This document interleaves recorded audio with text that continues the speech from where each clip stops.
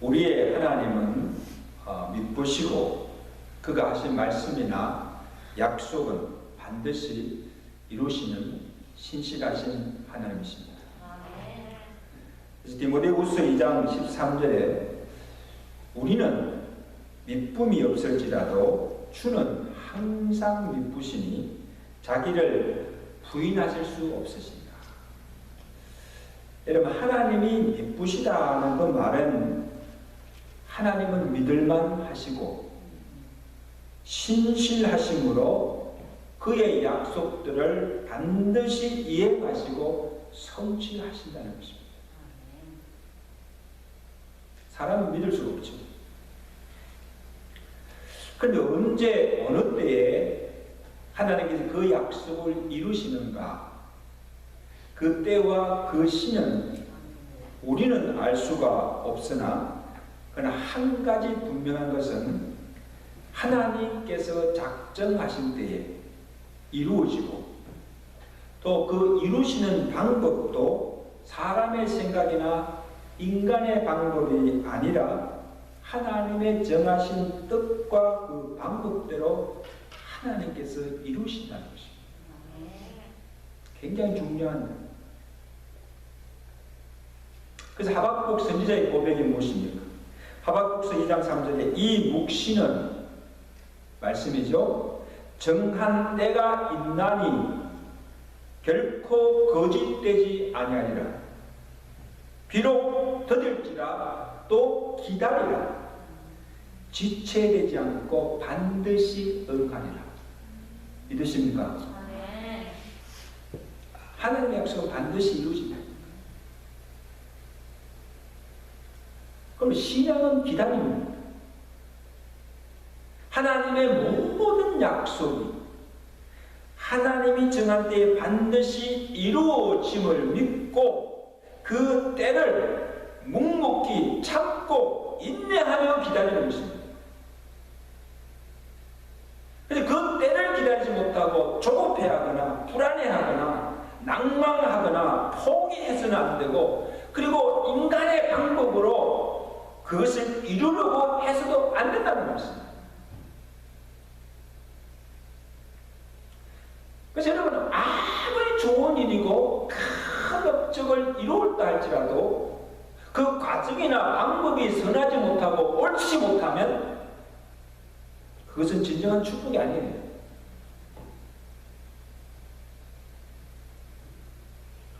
여러분, 하나님께서 아브라함에게 자손과 땅에 대한 약속을 주십니다. 창세기 12장 2절이죠. 내가 내 씨로 쉼이 번성케 하여 큰 민족을 이루고 내게 복을 주어 내 이름을 창대하게 하리라.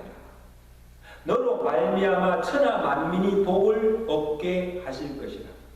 그리고 너와 내 후손에게 가나안 온 땅을 주어서 영원한 기업이 되게 하리라.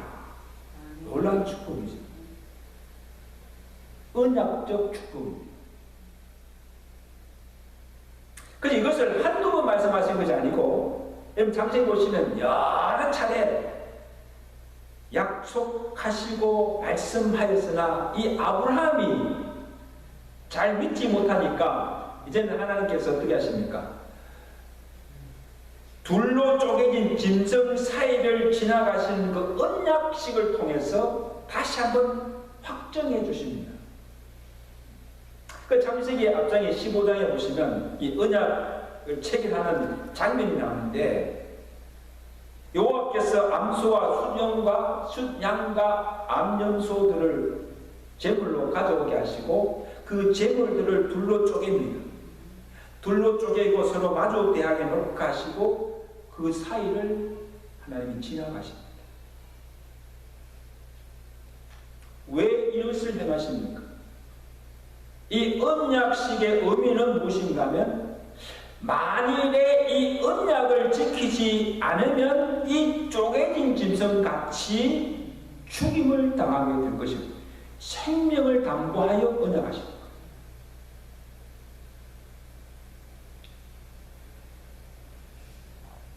하나님이 그의 생명을 담보하여 아브라함과 일방적으로 언약을 체결하시는 거예요. 이것은 아브라함의 의사나 아브라함의 의지와 관계없이, 상관없이, 그의 행함과는 관계없이 하나님께서 맺으신 언약대로 하나님께서 반드시 이루시겠다는 하나님의 의지와 열심의 뜻. 그리고 그 언약은 확실한 것이죠.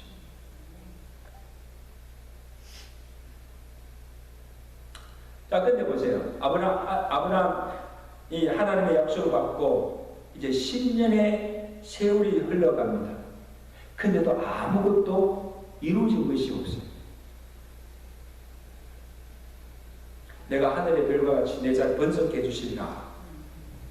근데 언제 그 아들을 주시려나? 이 아브라함과 사레가 큰 기대를 가지고 밤마다 그 하늘의 별을 쳐다보면서 그 약속이 언제 이루어지실까? 내심 기대하며 기다렸으나 아무 조짐도 보이지 않고 10년이 지나도 아직도 무상합니다. 그리고 아브라함과 사레의 나이도 들어가고 늙어가고 사레의 경수도 이제 끊어지게 되었습니다. 그래서 오늘 본문 1절에 어떻게 시작합니까? 아브라함의 아내 사레는 출산하지 못하고, 그리고 이 사레가 아이를 낳지 못한 이유도 2절에 보십시오. 여호와께서 내 출산을 허락지 아니하였으니. 여러분 이상하지 않습니까? 이 사레가 한 말이죠. 사레가 한 이 말, 여호와께서 내 출산을 허락하지 아니하셨다. 이 고백 속에는 하나님에 대한 원망과 불신이 가득 차 있습니다. 하나님 이럴 수가 있습니까? 아니, 하나님이 내 자손을 하늘의 별과 같이 번성케 해주겠다고 약속하셨으면 사례로 아들을 잉태해 줘야 되지 않습니까? 근데 10년이 지나도 아들을 주시지도 아니하고 아예 폐를 닫으시고 출산을 하지 못하도록 하나님께서 하셨으니 어떻게 그 하나님의 약속을 믿고 기다릴 수가 있는가 하는 것입니다. 여러분 같으면 기다리겠어요? 이 더 이상 기다리가는 아예 대가 끊기게 되었으니까 더 넓기 전에 후사를 얻어서 후사를 만들어야겠다는 인간적인 생각을 하게 된 것입니다. 그렇게 생각할 수밖에 없죠. 그 사례가 생각도 못해 아브라함을 불러서 한 가지 제안을 합니다. 그 제안이 뭡니까? 2절 하반절에 여호와께서 내 출산을 허락지 아니하였으니 다른 도리가 없다. 원하는데 내 여종에게 들어가라. 내가 혹 그로 말미암아 자녀를 얻을까 하노라. 다시 말하면 아브라함에게 내 여종 하갈을 줄 테니까 하갈과 동침하여서 아이를 가지라는 거. 그래서 어떻게 하든지 아브라함이 후사를 얻어서 대를 이으면 하나님께서 그 후손을 번성케 하여 언약을 이루지 않으시겠는가 생각한 거예요. 누구의 생각이에요? 사라의 생각이에요. 아마 하나님도 허락하실 것이다. 여러분 보세요. 아브라함도 계속 세월이 지났으나 자식이 없자 자기 모종 누구? 엘리에셀을 상속자로 삼아서 후사를 얻고자 했습니다. 근데 이때 분명히 하나님께서 아브라함에게 나타나셔서 그의 생각이 잘못됐을 분명하게 지적해 주십니다. 아브라함아, 그 사람, 네가 지금 상속자로 세우고자 하는 그 엘리에셀은 상속자가 아니라 내 몸에서 난 자라야 상속자가 되리라. 아브라함의 생각이 잘못됐다는 거예요. 이 하나님께서 원하시는 방법이 아니라는 것입니다. 자, 그래서 여종이 하갈을 통해서 후사를 얻고자 하니 사라의 생각 또한 하나님의 방법이 아니라는 거예요. 잘못되었다. 그것을 우리가 어떻게 알 수가 있는가 하면 신약에 가서 사도 바울이 그것을 증가하고 있는데 갈라디아서 4장 22절이죠. 보시면 기록된 바 아브라함에게 두 아들이 있었으니 두 아들이 뭡니까? 이스마엘과 이삭입니다. 하나는 여종에게서 하갈이죠. 여종에게서 하나는 자유 있는 여자 사라에서 낳다 하였으며 여종에게서는 육체를 따라 낳고 자유하는 여자 사라에게서는 약속으로 말미암았느니라. 30절에 성경이 무엇을 말하느냐? 여종과 그 아들을 내어 쫓으라. 여종의 아들이 자유 있는 아들과 더불어 유업을 얻지 못하리라.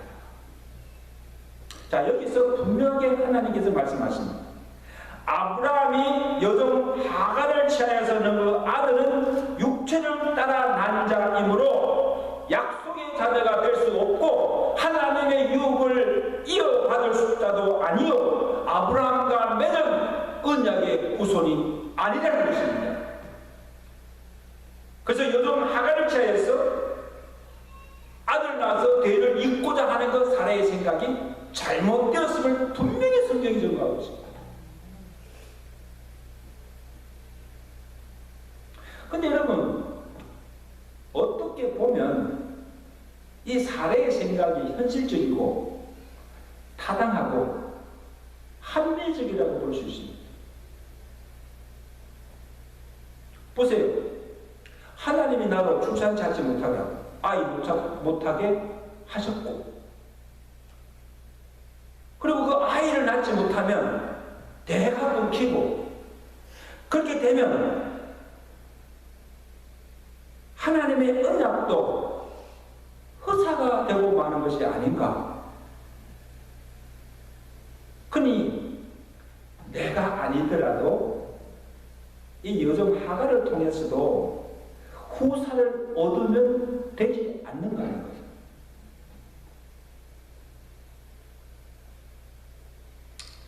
근데 여러분, 뭐로 가도 서울만 가면 된다는 식으로 그 일의 과정이나 방법이 어떻게 하든지 결과만 좋으면 된다는 생각입니다.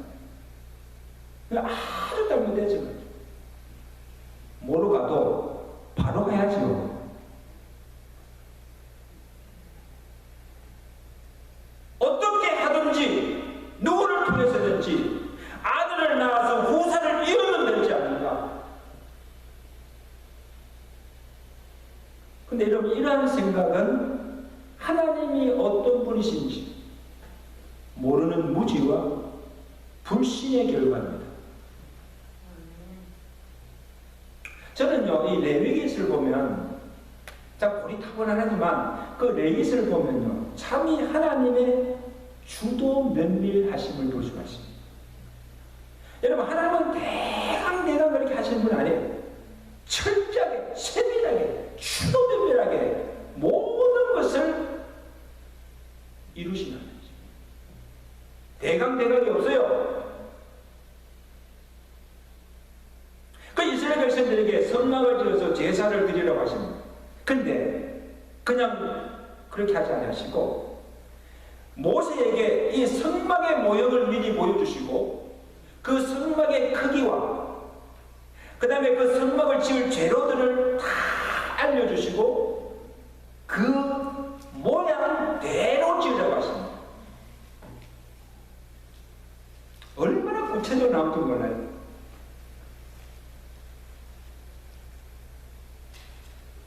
그래서 이스라엘 백성들이 모세가 하나님께 모세에게 명하신 대로 성막이 지어지고 그리고 그 성소에 들어갈 모든 기구들이 다 구비되어 되고 그 모든 성막의 역사를 마쳤을 때 어떤 일이 납니까?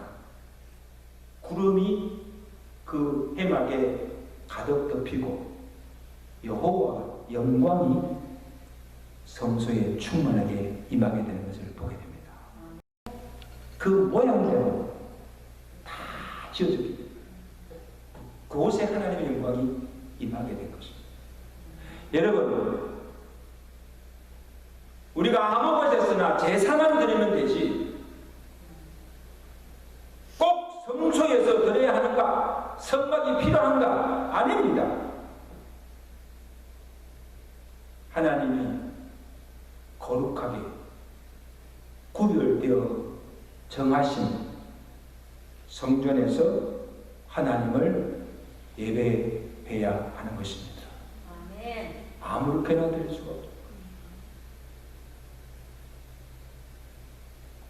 그리고 백성들에게 어떻게 제사를 드려야 하는 것까지, 절기는 어떤 절기를 지켜야 하며, 제물을 어떤 제물을 드려야 하며, 그 제물의 종류는 어떠하며, 그리고 제사 드릴 때 어떻게 제사를 드려야 하는가 아주 구체적으로 방법까지 일러주시면서 하나님께서 명하신 대로 제사를 드리라고 하십니다.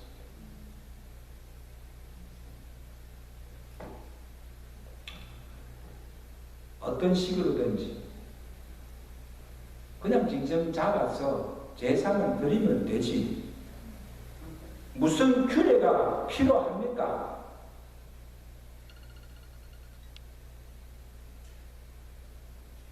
아닙니다. 여러분, 오늘 우리가 드리는 이 예배도 하나님이 정하시고 하나님이 기뻐하시는 방법대로 예배해야 그 예배를 하나님께 받으시고 영광 받으시고 예배하는 이곳에 하나님의 영광이 임하고 하나님의 은혜가 충만하게 임하게 된 줄로 믿습니다. 아멘. 하나님의 방법대로 예배가 함께 드려서 안 돼요, 여러분. 저는 이게 성전에 나와서 예배 드리는 것도 예배지만 또 이 각 가정에서 처소에서 온라인으로 예배 드리는 사람들 어떻게 예배 드리는가? 정성 없이 아무렇게 자기 편한 대로 예배 드려서는 안 된다는 말씀이에요. 거룩하신 하나님 앞에 구별되어 우리의 몸과 마음과 정성을 다해서 비록 가정 처소에서 드리는 예배지만 그곳에 하나님의 임재가 하심을 믿고 그 하나님 앞에 정성을 다해서 예배될 줄 믿습니다. 하나님 그 예배를 받으시는 거예요. 철저하신 하나님.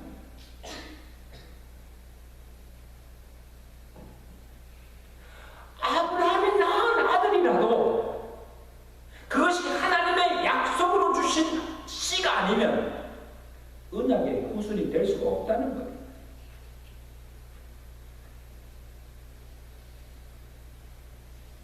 그런데 아브라함이 이 사라의 요청에 어떻게 반응합니까? 2절에 보세요. 아브라함이 사라의 말을 들으니라. 이어 4절에 아브라함이 하갈과 동침하였더니 하갈이 임신하매, 그러니까 15절에 하갈이 아브라함의 아들, 누구의 아들? 아브라함의 아들을 낳음에 그 아들을 이름하여 이스마엘이라 하였다. 이제 일이 벌어진 거예요.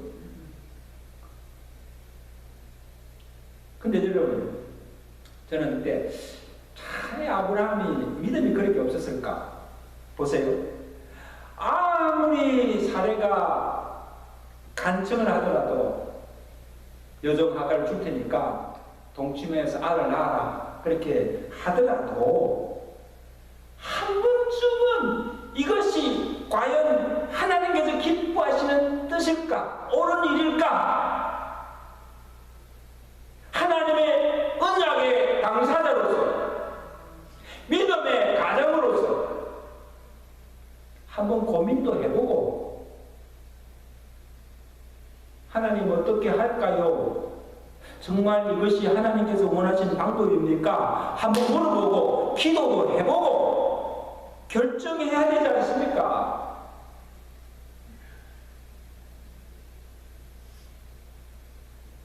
아니면 하나님으로부터 언약을 받았잖아요. 그래도 하나님, 아브라함은 그 언약이 어떤 것임을 알 거 아니에요. 그러면 아내가 여종을 통하여서 아이를 낳으라는 것은 하나님의 뜻이 아니라고, 하나님께서 원하시는 방법이 아니라고 단호히 거절하고 그 사례의 생각이 잘못되었음을 지적하고 도리어 책망해야 되지 않습니까? 그렇게 할 수가 없다.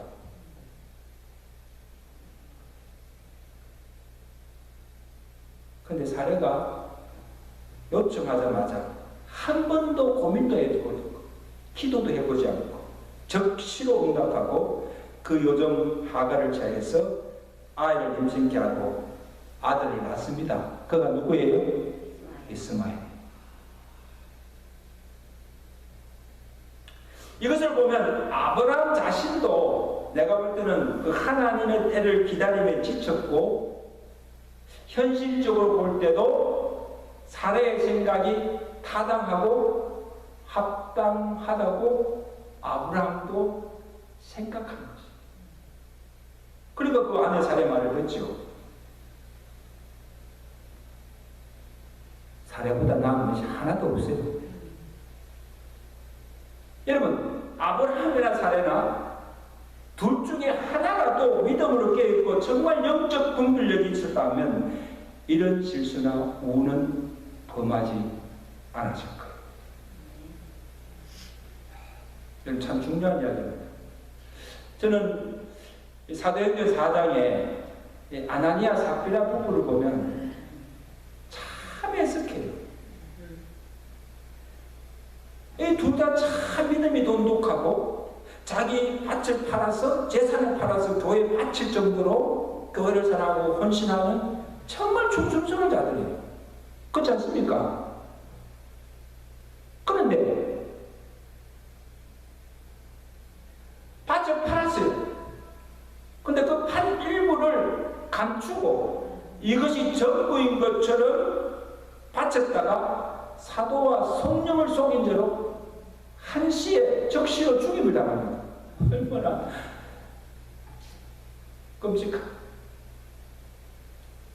만약 그때 그 둘 중에 하나라도 여보, 우리가 이렇게 하는 것이 옳지 않은 일이야, 하나님께서 기뻐하지 않은 일이야, 이는 성령을 속이고 하나님이 기뻐하지 않으시는 일이니 하지 말자고, 그냥 우리가 작정한 대로 다 바치자고, 권유하고 말렸다고 한다면 그런 참사는 일어나지 않았을 거예요. 그렇지 않습니까? 여러분, 믿음이 강한 자가 주위에 믿음이 약한 자가 잘못할 때 지적해 줘야 됩니다. 지적해주고 이렇게 하면 안 된다고 분명하게 말씀하고 실족하여 넘어진 자들을 세워줘야 됩니다. 아멘. 이게 믿음이 강한 자가 해야 할 책임입니다. 부부 중에 하나라도 믿음으로 깨어있고 영적 분별을 가지고 세워가야 될 줄로 믿습니다. 아멘. 여러분, 아브라함도 사례도 마찬가지예요. 이들은 하나님의 언약의 축복을 받은 자예요. 하나님께서 그의 씨를 통하여서 그의 자손을 번성케 하리라 약속하셨으니 하나님의 때에 이루 주실 것을 믿고 기다려야 하는 것입니다. 그래서 여종 하가를 취하여서 후사를 갖는 것은 하나님이 기뻐하시지도 않고 하나님의 그 언약을 이루시는 방법도 아님을 알고 하나님께서 씨를 주시고 그의 언약대로 하나님이 이루실 때까지 그 때를 기다려야 하는 것입니다. 답시다. 신앙은 기다림입니다. 기다려야죠. 근데 그 때를 믿음으로 기다리지 못하고 인간적인 방법으로 그것을 이루려고 하다가 결국 그 과정에 큰 어려움을 만나게 되고 후에는 이스라엘 민족 간에도 동족 간에도 분쟁의 아픔을 남기게 되는 결과를 초래하게 된 것입니다.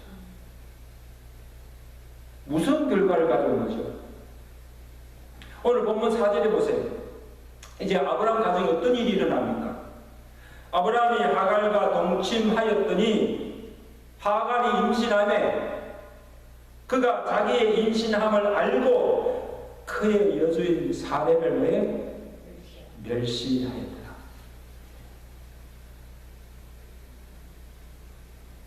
사레의 생각대로 일이 잘 풀리지 않은 거예요. 어째 이런 일이 일어날까? 아마 사례도 상상하지 못했을 거예요. 자 보세요. 이 하갈이 이 여종인 주제에 아이를 임신하자마자 아브라함의 아이를 갖자마자 그때부터 누구를 멸시합니까? 아이를 낳지 못하는 이 사례를 멸시하고 무시하기 시작합니다.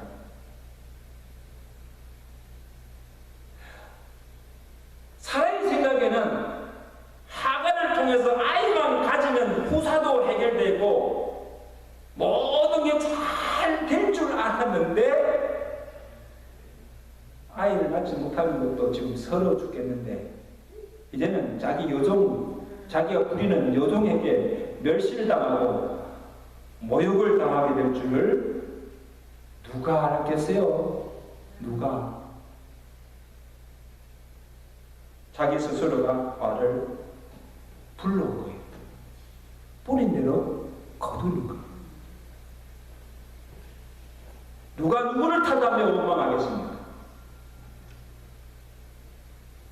근데 여러분, 이 하갈, 그 후에 이 하갈은 또 어떻게 됩니까? 사례를 멸시하다가 결국 사례에게 학대를 당합니다.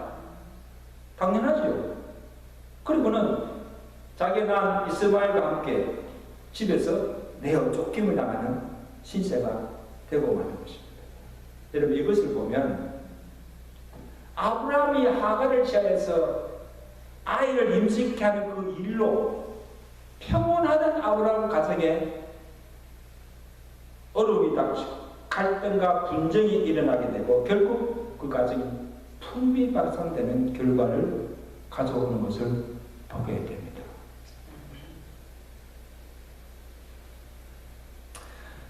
그리고 이것은 아브라함의 한 가정의 문제만 아니고 후에 그 이스마엘의 출생으로 인해서 유대 동족 간의 오랜 분쟁의 시가 된 것임을 알 수가 있습니다. 여러분 이스라엘 역사를 보세요.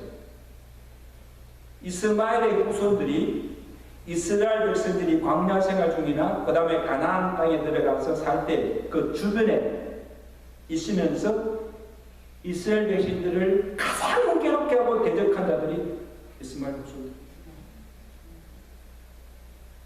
그리고 오늘까지도 그 분쟁 역사가 끝이지 않고 있습니다. 여러분 지난주에 기사 보셨잖아요. 중동 지역에 무슨 일이 일어났습니까?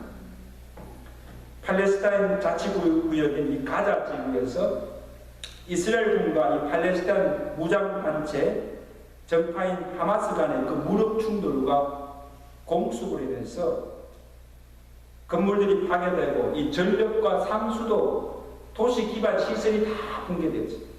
그리고 수백 명의 사상자가 나오고 온 도시가 폐가 되는 그런 불상사가 일어난 것을 보지 않았습니까? 저는 이것을 보면서 이스라엘과 지금 중동 간의 이 오랫동안 한국이나 유엔이나 어느 나라도 이것을 해결할 수가 없습니다. 내가 볼 때는 주님 오실 때까지 있어. 평화가 오지 않습니다. 중동에. 아브라함이 하간을 취하여서 아들을 낳는 그 실수만 하지 않았더라면 아마 애초에 일어나지 않았을 문제가 아닐까. 한 번 잘못한 불신앙의 선택이 오가는 세대의 갈등과 분쟁을 일으키고 있는 것을 보게 됩니다. 역사의 도리. 그런데 여러분, 하나님께서 언제 그 약속을 이루어 주십니까?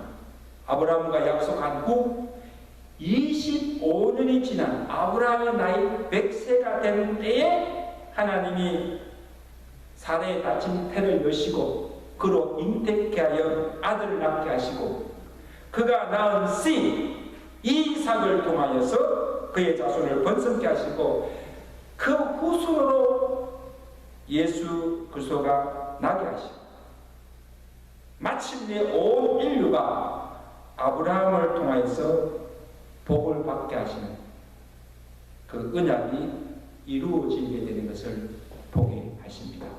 아멘. 하나님의 작정하신 때에 하나님의 방법으로 하나님께서 그 모든 아브라함과 맺은 언약을 이루어 가시는 하나님의 신실하심을 볼 수가 있습니다. 할렐루야. 하나님께서 결국 이루시죠. 저는 여러분 출애굽 가족을 보면 여러분 왜 하나님은 한 달 만에 들어갈 수 있는 그 가나안 땅을 바로 들어가게 하시지 않고 40년 동안 그들로 광야의 길을 걷게 하신 후에 마침내 가나안 땅에 들어가게 하셨는가? 왜 40년을 기다리게 하셨는가? 백성들은 알지 못하였으나 하나님은 목적과 의도가 있었던 거예요. 신명기 8장 2절에 말씀합니다. 내 하나님 여호와께서 이 40년 동안에 내게 광야의 길을 걷게 하신 것을 기억하라. 그 이유는 너를 낮추시며 너를 시험하사 내 마음이 어떠한지 그 명령을 지키는지 지키지 않는지를 알려 하십니다. 이 말씀 무슨 말입니까? 광야 40년은 하나님께서 광야에서 이스라엘 백성들을 훈련하시며 그들의 믿음을 시험하는 기간이었다는 것입니다. 40년이 필요했어요.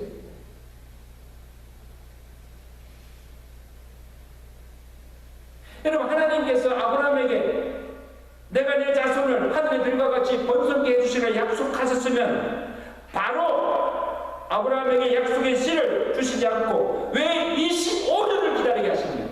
왜? 아브라함과 사례는 알지 못하였으나 하나님의 분명한 의도와 목적이 있었던 것입니다. 아마 하나님께서 그들이 얼마나 하나님을 신뢰하고 하나님을 경외하고 그 말씀에 순종하는지 그의 믿음을 시험하지 않았을까.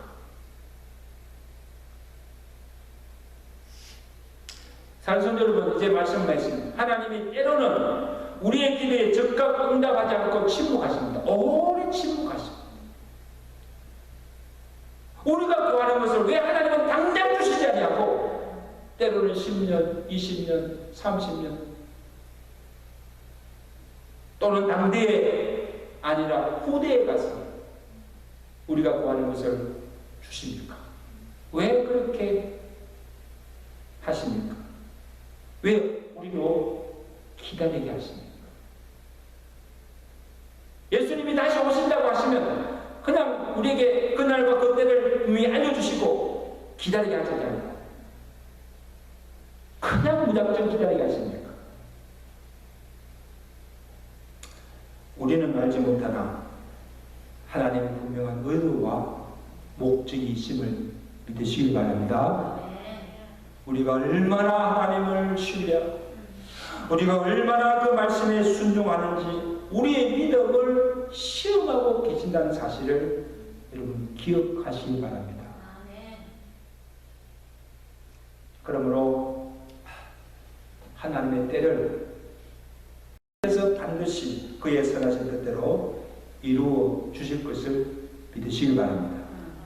조급해하거나 아브람과 사라처럼 내가 인간의 방법으로 그것을 이루려고 하지 마시고 하나님의 때에 하나님의 방법으로 이루어지도록 기도하며 응답과 하나님의 선한 역사를 이루시는 믿음의 성도들 되시기를 주로 간절히 축원합니다.